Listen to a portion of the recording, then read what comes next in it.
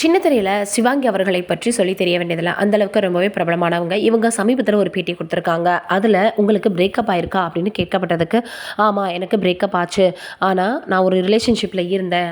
என்னால அதுலேருந்து வரதுக்கு ரொம்ப கஷ்டமா இருந்துச்சு.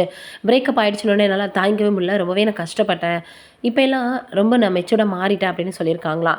அதோட மட்டும் இல்லாம அழகான பையன்கள்னா எல்லாருக்குமே பிடிக்கும். ஆனா அவங்களுக்கு நம்மள பிடிக்கணுமே அப்படின்னு என்னுடைய மனத நான் வந்து சரி பண்ணிக்கிறேன் அப்படின்னு சொல்லியிருக்கிறாங்க. இவங்க ரொம்ப குழந்தைத்தனமாக பேசுவாங்க. நிறைய நிகழ்ச்சிகள நம்ம பார்த்துருக்குறோம். அதற்கப்புறம் இப்ப அவங்களுக்குன்னு ரசிகர்கள் நிறைய பேர் இருக்காங்க. இந்த சூழ்நிலையில அவங்க குடுத்துருக்கக்கூடிய பேட்டியில ரொம்பவே மெச்சூர்டாக பேசியிருக்காங்க. இத பார்த்துட்டு எல்லாருமே சிவாங்கி அவர்கள் மிகப்பெரிய அளவுல மாறிட்டாங்க அப்படின்னு சொல்லி வந்துட்டுருக்காங்க. இதையும் தாண்டி இன்னும் நிறைய வந்து பார்த்தீங்கன்னா, சமூக வலைதளங்கள்ல அவங்கள பற்றி பேச்சுகள் அதிகமாக இருந்து வந்துக்கிட்டே தான் இருக்கு. இவங்க பழகி இருக்கக்கூடிய நெருக்கமான ஆட்களை பார்த்துட்டு, ஒருவேளை சிவாங்கி அவர்களுடைய காதலர் இவங்களாக இருக்குமோ? இவங்க கூட தான் இவங்களுக்கு பிரேக்கப் ஆச்சோ? அப்படின்னு எல்லாருமே சொல்லி வந்துட்டுருக்காங்களாம். ஏன்னா, அந்த அளவுக்கு இப்ப சிவாங்கி அவர்கள் பேசியிருக்கிறது இருக்கு. நம்மளே அவங்க பேசுறது மெச்சூர்டா இருக்கிறத கண்கூடாக பார்க்க முடியுது. இந்த சூழ்நிலையில தனக்கு பிரேக்கப் ஆயிருச்சு. நான் ரொம்ப காயப்பட்டேன், கஷ்டப்பட்டேன். அதுலேருந்து மீண்டு வர ரொம்பவே நான் வந்து பார்த்தீங்கன்னா, மெனக்கெட்டேன் அப்படின்னு அவங்க பேசியிருக்கக்கூடிய அந்த விஷயங்கள் சமூக வலைதளங்கள்ல மிகப்பெரிய அளவுல இப்ப வைரலாக பரவி வந்துட்டுருக்கு. இதனால எல்லோருமே எல்லாருக்குமே வாழ்க்கையில சில கடுமையான தருணங்கள் இருக்க தான் செய்யும். அதையெல்லாம் தாண்டி நம்ம வந்து தான் ஆகணும் அப்படின்னு அவங்களுக்குமே வாழ்த்துக்கள தெரிவிச்சு வந்துட்டுருக்காங்க.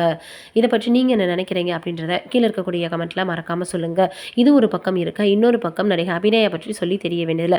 பேச தெரியாம, கேட்க தெரியாம இருந்தா கூட மிகப்பெரிய அளவுல நாடோடிகள் திரைப்படத்துல அவங்களுடைய நடிப்ப அடிச்சுக்க ஆள் இருக்க முடியாது. வெளியில சொல்ற வரைக்கும் அவங்களால பேசவும் முடியாது.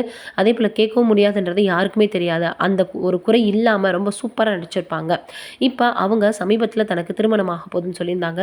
ஏற்கனவே விஷால் அவர்கள் கூட திருமணம் ஆக போகுது அப்படின்னு சொல்லிட்டு இருந்த நிலையில, அதெல்லாம் கிடையாது அப்படின்னு முற்றிலுமாக அவங்க தவிர்த்திருந்தாங்க.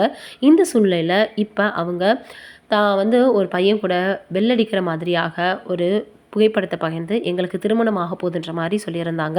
இத பார்த்துட்டு எல்லோரும் அவங்களுக்கு வாழ்த்துக்கள தெரிவிக்க ஆரம்பிச்சுட்டாங்க. நல்ல வாழ்க்கை அவங்களுக்கு அமையணும் அப்படின்னு எல்லோருமே சொல்லி வந்துட்டுருக்காங்க. எனக்கு விஷால் அவர்கள் கூட தொடர்ந்து 2, 3 திரைப்படங்கள் பண்ணதுமே நான் அவர காதலிக்கிறேன். அதற்கப்புறம் வந்து திருமணம் பண்ணிக்க போறேன் அப்படின்னு சொல்லியிருந்தாங்க. ஆனா அந்த மாதிரிலாம் எதுவுமே கிடையாது. அப்படின்னு இப்ப வந்து பார்த்தீங்கன்னா, ரொம்பவே தெளிவுபடுத்தியிருக்கிறாங்க அபிநயா அவர்கள். இப்ப இந்த விஷயங்கள் தான் சமூக வலைதளங்கள்ல ரொம்பவே வைரலாக பரவி வந்துட்டுருக்கு. இத பற்றி நீங்க என்ன நினைக்கிறீங்க? அப்படின்றத கீழ இருக்கக்கூடிய கமெண்ட் பாக்ஸ்ல மறக்காம சொல்லுங்க.